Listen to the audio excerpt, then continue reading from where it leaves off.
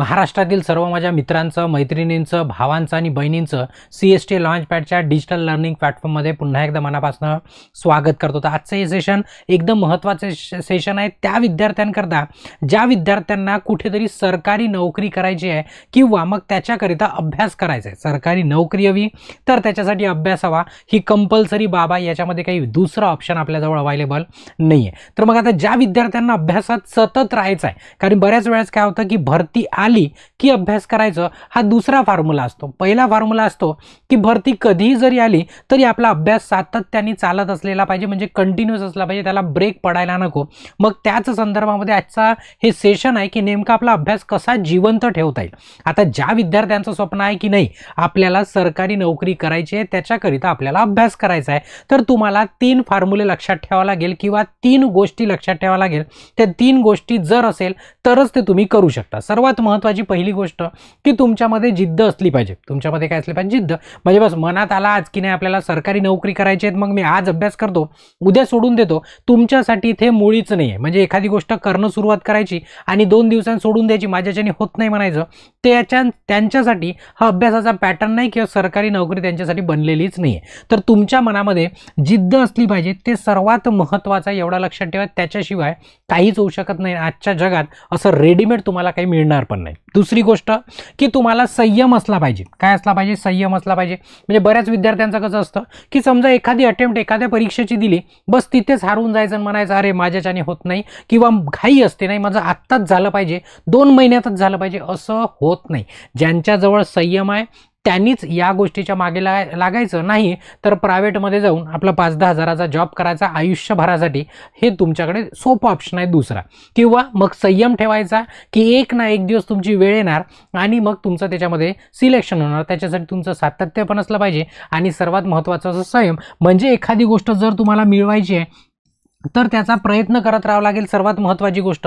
आणि त्या प्रयत्नामध्ये निकालाची घाई न करता आपल्याला त्याचा संयम ठेवावा लागेल, दुसरी गोष्ट. तिसरी गोष्ट की आपण जे काही करत आहोत त्याच्यासाठी तुमचं सातत्य असलं पाहिजे, त्याला कंटिन्युटी म्हणतो. सातत्य असलं पाहिजे, त्याला कंटिन्युटी म्हणतो. म्हणजेच एखादी जी गोष्ट आहे ती कंटिन्यूस करत राहावं लागेल. जसं तुम्ही ऐकलं असणार, थेंबे थेंबे तळे साचे. एकाच दिवसामध्ये तळं साचत नाही. थेंब थेंब थेंब थेंब पावसाच्या पाण्याने म्हणा किंवा पाण्याने थेंबा थेंबाने काय होतं, एक तळं साचतं. तसाच अभ्यास एका दिवसात पूर्ण होत नाही, एका दिवसात पूर्ण होत नाही. किंवा तुम्ही म्हणाल परीक्षा आली 15 दिवसात मी अभ्यास करतो, तसाही अभ्यास क्वचितच एखाद्याच्याने होणार, तेही शक्य गोष्ट नाही. मग तुमच्या याच्यात कसं असलं पाहिजे? सातत्य असलं पाहिजे. 3 गोष्टींपैकी आता बघा याच्यामध्ये चौथी पुन्हा गोष्ट आहे की सोशल मीडियापासून दूर राहा. निगेटिव्ह जे लोक आहे, कोणते ग्रुप्स आहे किंवा जो काही समाज आहे निगेटिव्ह, त्यांच्या प्रश्नाचं 2-4 हात दूरच राहायचं. ते ॲडिशनल पॉईंट आहे. ठीक आहे. आता मुद्द्याचे मी 3 पॉईंट. आता 3 पॉईंटपैकी तुमच्याकडे जिद्द तुमच्याचकडे असली पाहिजे. ते तुमच्याच खिशामध्ये तुम्हीच घेऊन फिरू शकता किंवा तुमचीच जिद्द आहे ती.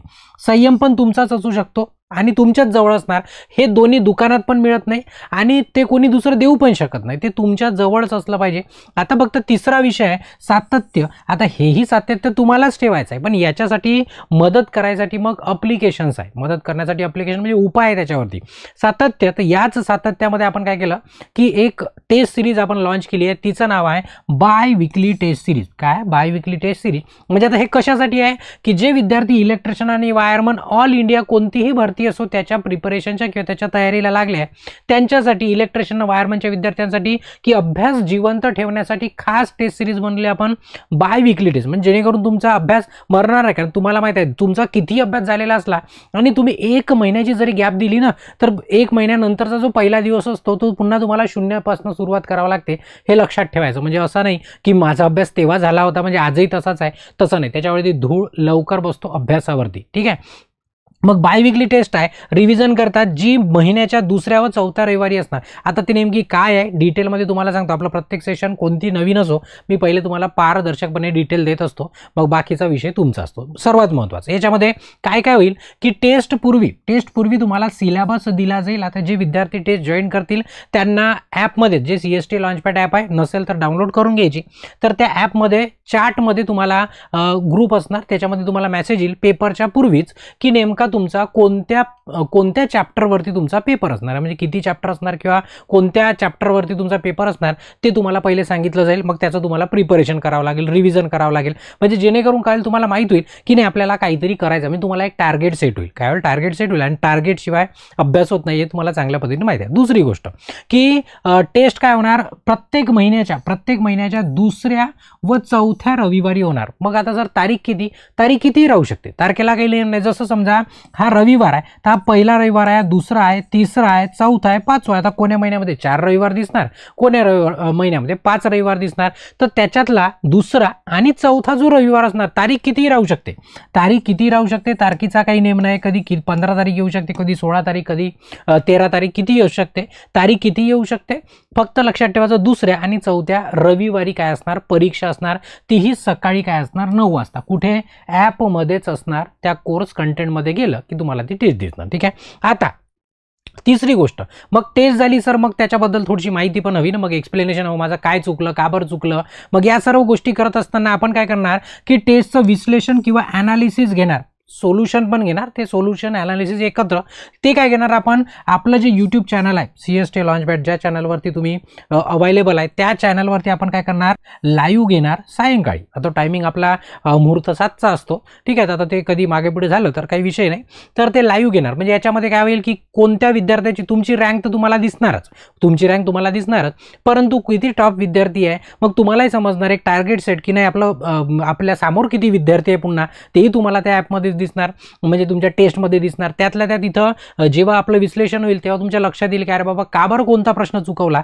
तर या पद्धतीने तुम्ही जर टार्गेट फॉलो करत राहिले तर तुमच्या अभ्यासामध्ये काय राहील, सातत्य राहील, म्हणजेच काय राहील, कंटिन्युटी राहील. तर हेच कंटिन्युटी पाळण्याकरता आपण ह्या टेस्टला काय केलेलं आहे, लॉन्च केलं आहे. ठीक आहे. मग याच्यात पुन्हा महत्त्वाचा प्रश्न की सर व्हॅलिडिटी किती, तर या टेस्टची व्हॅलिडिटी किती असणार, 3 महिने असणार. म्हणजे जेव्हापासून तुम्ही जॉईन झाले त्याच्यापासून 3 महिने तुमची व्हॅलिडिटी असणार. मग याच्यात सर्वात महत्त्वाचा विषय की सर फीज किती असणार, तर ॲक्च्युली 499 त्याची फीज आहे.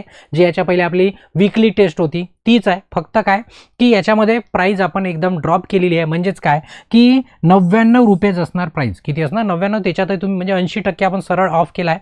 99 रुपयामध्ये ती टेस्ट असणार. त्यामध्ये त्या टेस्टमध्ये 25 प्रश्न असणार दर रविवारी. किती असणार, 25 प्रश्न असणार. आणि ते चॅप्टर मी डिसाईड करणार की नेमकं कोणत्या चॅप्टरवरची तुमची टेस्ट असणार. ठीक आहे. तर 99 रुपये, त्याच्यातही 10% ऑफ करू शकता.